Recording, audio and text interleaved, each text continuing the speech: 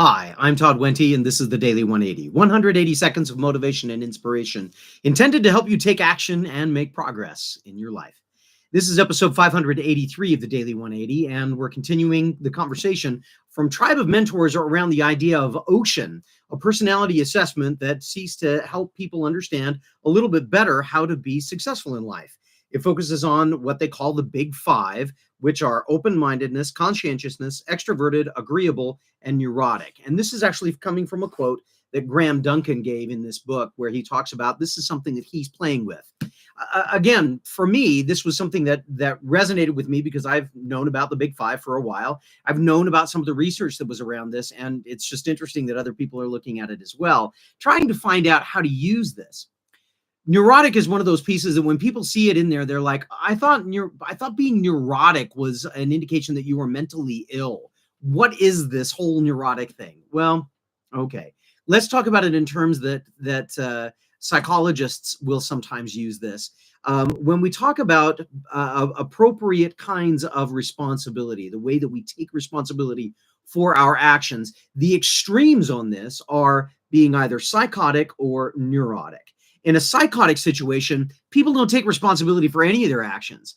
And so when you see people who are not taking responsibility for their actions, they say everything else it's somebody else's fault all the time.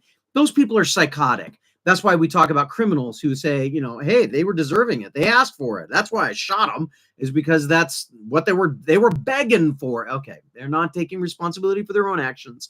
They're psychotic. Individuals who take more responsible than they should for behaviors and actions that are going on are oftentimes referred to as neurotic. Individuals who have obsessive compulsive disorder, individuals who run around thinking that the things that they do have an impact on everybody else and their dog. Oh, it's my fault that you're having a bad day because I didn't tell you that I loved you before you left the house. Okay, well, that might help some things along the way, but it's not your fault, right? So taking appropriate responsibility for your actions puts you in the middle.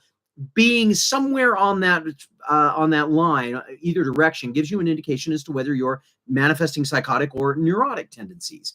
If you're going to be successful, if people are going to be attracted to you, if you're going to be somebody that is seen as a leader, if you're going to make progress in your life, you might be more likely to be a little more neurotic. In other words, you take responsibility for things when no one else wants to take responsibility for them.